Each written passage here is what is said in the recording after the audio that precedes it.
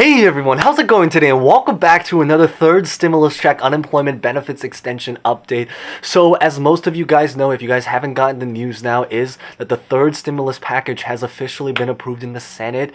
It is now on the road to the House, which is really great. I do believe is that right now the official timeline is that they are hoping to finally approve this by the end of tomorrow. If not, maybe give an extra day, but I think at this point in time, I think the assumption is that it's relatively safe. Of course, we want to, make sure it's official first, but it is really likely is that it's thankfully going to finally be approved and successfully passed by the end of this week in order to take over the unemployment and actually for all of the different parts of the stimulus package. But in today's update, I really want to make this update really focus specifically about the stimulus checks side of the entire stimulus package, talking more about who qualifies, because again, it does go into depth. There were certain things that kind of changed, especially because we had so many different updates over the bill. As you guys probably know from the last couple of videos, we had one update there, one update there, then they took that out and then changed it up. So I want to give you guys the most updated version about who officially qualifies for the stimulus check.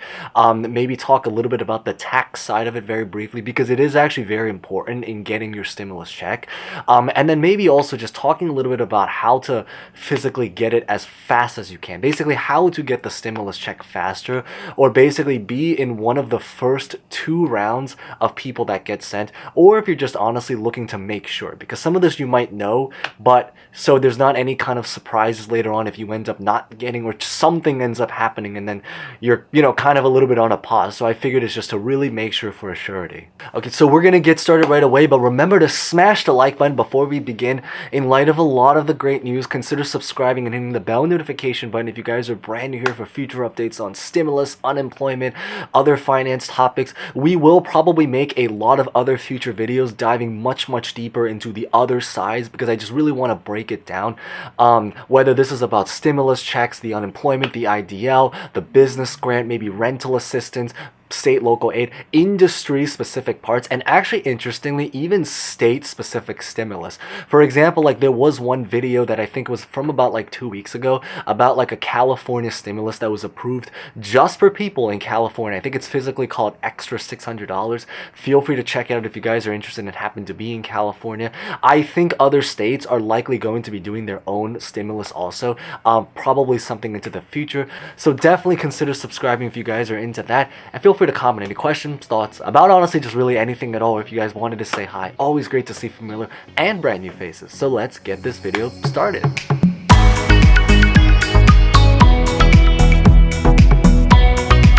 So when it comes to the qualifications for the third stimulus check and stimulus package, this is basically the fast answer.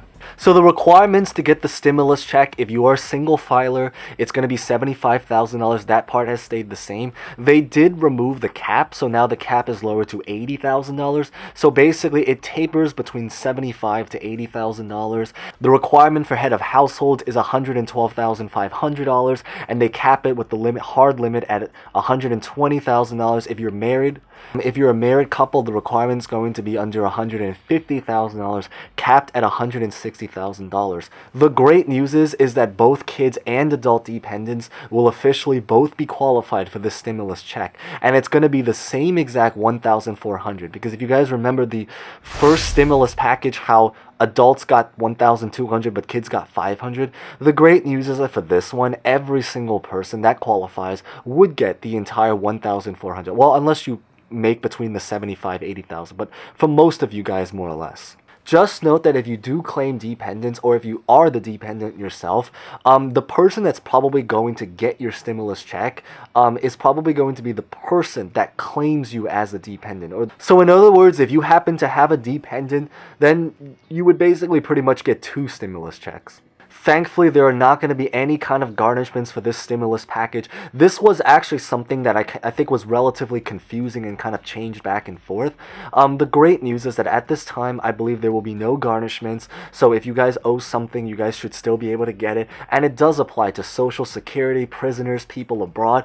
The only people I believe that are not qualified for this is pretty much non-US citizens, and if you don't have a Social Security. So the general idea is that as long as you have that income requirement that we just mentioned and you have a Social Security number, you should thankfully be qualified. Now, in terms of being able to get your stimulus check as fast as you possibly can, the big thing really to notice is just to make sure the IRS has your information, everything on file, including your bank account and your address. You can literally go to it on the, I believe, the irs.gov official website to make sure, to make sure that you guys have everything right there. If you guys were already able to successfully get your first 2 stimulus checks, then you guys should be relatively set. The one part I will say that is a little bit interesting is really about the tax side, because that part has actually changed relatively in terms of when you should file your taxes. So whether or not you should use your 2019 or your 2020 tax report, the true answer really is just whichever tax report you believe will give you the lowest adjusted gross income. So if you believe that in 2019 you made less money than in 2020, then you should probably just wait to file your taxes and keep the 2019 tax report exactly as it is, so they use that to see if you're qualified. Especially if you have already qualified for the first 2, in most cases is to really just wait it out to do your taxes. Even more true because if you're also unemployed, that's also going to be how you're going to be able to claim your tax credit if you guys have been unemployed since last year, which I know a lot of people are, including me during that time period. But on another flip side is that if you did not qualify for the first 2 stimulus checks, and say your 2020 tax report you expect to be lower in terms of your adjusted gross income, then you should probably consider just filing as soon as possible. In fact, just file right away if that becomes the case. Now, if you happen to have already filed your taxes, then the likelihood is that they're just going to have to use your most recent tax return.